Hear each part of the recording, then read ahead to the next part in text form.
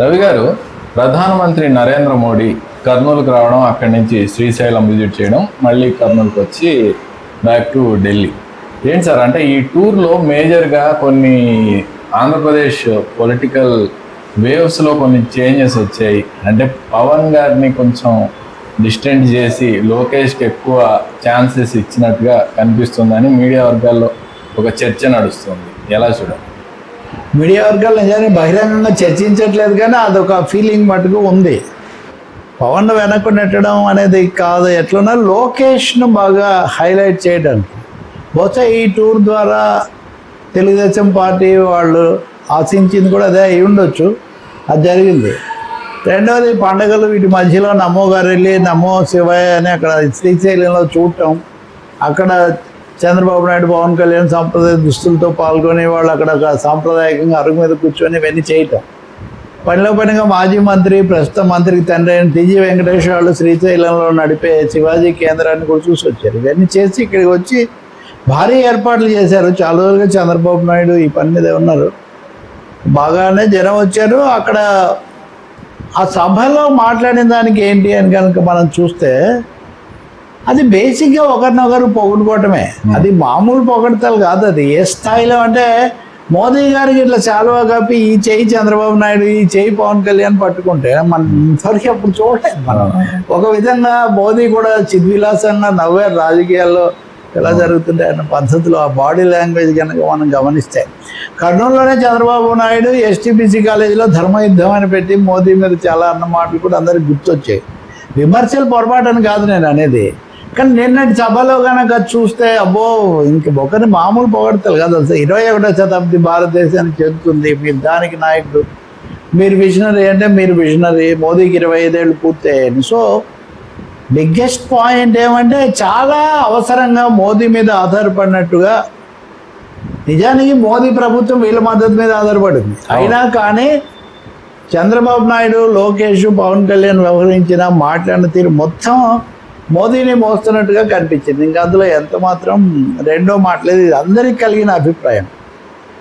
ప్రతి మాట, ప్రతి ఇది కూడా సరే. పవన్ కళ్యాణ్ అయితే దీనికి మళ్ళీ తన సనాతన ధర్మం కూడా జోడించి, మోదీ గారు ధర్మంగా పాలిస్తాడు, ధర్మానికి ఉంటాడు, 15 ఏళ్ల పాటు వీళ్ళే ఉండాలి, ఇదొక. చంద్రబాబు నాయుడు ఏమో 25 ఏళ్ళైన మోదీ ప్రభుత్వాలు నడపబట్టి అని ఆ విషయంలో ప్రత్యేకించి పొగిడి చాలా చేశారు. సో అందరికీ బలంగా కనిపించింది ఏంటంటే ఒకరినొకరు పొగుడుకోవటం. అందులో ముఖ్యంగా మోదీ మీద డిపెండెన్స్ సిండ్రోమ్ చాలా ఎక్కువగా ఉంది అన్నట్టు ఇక్కడ కొట్టొచ్చినట్టు కనపడింది. రాయలసీమ మీకు తెలుసు, ప్రమోద్, రాయలసీమ, ఉత్తరాంధ్ర ఇలాంటి వాటి గురించి, వాటి వెనకబాటు గురించి చాలా మాట్లాడుతూ ఉంటారు. అలాగే ఆంధ్రప్రదేశ్లో రాజధానులు, 3 రాజధానులు, హైకోర్టు పెట్టడం ఇట్లాంటివి చాలా జరిగాయి. కానీ నిన్నటి సభలో రాయలసీమ వెనుకబాటుకు సంబంధించి ప్రత్యేకించి పాలనవి చేయటం అన్న ప్రస్తావన లేదు. అక్కడ ఉయ్యాలవాడి నరసింహారెడ్డి పుట్టాడు, గాడిచర్ల హరిసర్వోత్తమరావు ఇట్లాంటివి మాట్లాడడం తప్ప చంద్రబాబు నాయుడు ఎప్పుడు చెప్పే బనకచర్ల గురించి కూడా అక్కడ ఏం ప్రస్తావించలేదు. కాబట్టి ఏమీ అడిగి మోదీని ఇబ్బంది పెట్టదలుచుకోలేదు అని కూటమి నాయకులు స్పష్టంగా ముందే నిర్ణయించుకున్నట్టున్నారు. అడిగే వాళ్ళని కూడా దగ్గరలోకి రానివ్వకుండా కూడా జాగ్రత్త పడి అది కూడా ఇప్పుడు వైసీపీ వాళ్ళు ఒక ప్రకటన, వాళ్ళు ఒక ఇచ్చేసారు, మేము కలుసుకొని మెడికల్ కాలేజీల ప్రైవేటీకరణ ఆపాలని అడిగాము అని వాళ్ళ మీడియాలో వార్త పెట్టుకున్నారు. కానీ ఇది అబద్ధం, ఇది ఫేక్ ప్రచారం అని వీళ్ళని బలపరిచే వాళ్ళ మీడియాలో మళ్ళీ. అంటే నిజంగా ఆశ్చర్యం. ఇంకా మూడో వైపున మోదీ గో బ్యాక్ అని వామపక్షాలు తలపెట్టిన దాంట్లో వాళ్ళందరినీ గృహ నిర్బంధాలు చేసి వాళ్ళని కూడా రానివ్వలేదు. ఈ పొగడ్తల్లో ఆఖరిగా ఒక అబ్బాయి ఇక సభకు సందర్భంలో చనిపోతే ఆ విషయం కూడా అసలు ఎక్కడ చర్చకు, అంటే కనీసం ఆ ప్రకటన అవి కూడా లేకుండా పోయాయి. కాబట్టి ఇది ఏకపక్ష ప్రశంసల ప్రహసనంలాగా మనం భావించవచ్చు. ఆంధ్రప్రదేశ్కు చాలా మేలు చేస్తారంటే అక్కడే అన్ని విషయాలు మనకు అర్థమవుతుంటాయి. మోదీ చాలా దేశానికి గొప్ప చేస్తున్నాడని చంద్రబాబు గారు, పవన్ పొగుడుతుంటే వికసిత భారత్కు ఆంధ్రప్రదేశ్ పునాది అని మోదీ చెప్పడం, అంటే దానివల్ల ఇది వస్తుందని వీళ్ళు చెప్తుంటే ఇది దానికి పునాది అని ఆయన చెప్పడం. సో ఇక్కడ పెడుతున్న ఫ్యాక్టరీలు అవి ఇవి కొన్ని ఇవి చెప్పారు. గూగుల్ మొన్ననే విశాఖపట్నంలో చేశారు కాబట్టి ఆ గూగుల్ ఊపు కొంచెం తీసుకురావటం. ఇంకా మూడో అంశం ఏమంటే వ్యక్తిగత స్థాయిలో చూస్తే లోకేష్ మీద చాలా హైయెస్ట్ ఫోకస్.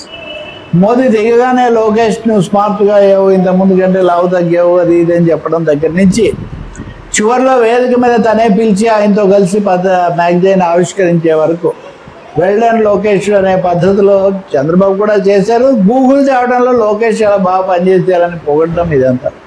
కంపారిటివ్గా లోకేష్తో పోలిస్తే పవన్ కళ్యాణ్కు నిన్న కాంప్లిమెంట్స్, ఫోకస్ తక్కువే అని చెప్పాలి మనం. అది ఆయన మాట్లాడింది కూడా చాలా జాగ్రత్తగా ఏదో మాట్లాడిపోయి కొంచెం అది కనిపించింది. ఇంకొకటి హెలికాప్టర్ బయలుదేరేటప్పుడు కూడా పిలిచి మరి పవన్ కళ్యాణ్ పేరు లేకపోతే లోకేష్ కాదు చంద్రబాబు, మోదీ, పవన్ కూడా కూర్చోబెట్టుకొని వచ్చారని. ఈ విధంగా కనుక మనం చూస్తే లోకేష్కు తదుపరి నాయకత్వం రావడం, ఈ విషయంలో అందరితో మాట్లాడుతున్నాను, ఆ తగిన ఒకటి రాజ్యాంగం ఒప్పుకోవాలి, రెండోది పార్టీ ఒప్పుకోవాలి అని చెప్తూ వచ్చారు కదా చంద్రబాబు. సో ఢిల్లీ ఆశీస్సులు ముఖ్యం అనేది ఒక ఫిలాసఫీ. సో మోదీ పూర్తిగా తన ఆశీస్సులు అధికారికంగా శ్రీశైలం మల్లన్న సన్నిధిలో అప్పగించి వెళ్ళారు అని మనం భావించాల్సి ఉంటుంది. కానీ ప్రతిపక్షాలు, వామపక్షాలు, విమర్శకులు మటుకు ఏమీ హామీ లేకుండా పోలవరము, అమరావతి, విశాఖ ఉక్కు ఇట్లాంటివి అనేకం ఉన్నాయి కదా, ఇందులో ఏ ఒక్కదాన్ని తీసుకోలేదు. ఇంకోటి కూడా నేను ఇందాక చెప్తున్నా, కర్నూలు ముఖ్యంగా మత సామరస్యానికి పెట్టింది పేరు. హైదరాబాద్ తర్వాత తెలుగు రాష్ట్రాల్లో ముస్లిం మైనారిటీ జనాభా ఎక్కువగా ఉంటుంది. అట్లాంటి చోట అట్లాంటి ఒక మత సామరస్య సందేశం ఇచ్చే బదులు ఇది పూర్తిగా ఆర్ఎస్ఎస్ 100 ఏళ్ళు అన్నట్టుగా ఆ భావన, ఆ బాటలోనే చివరి దాకా నడవటం మనం గమనిస్తాం.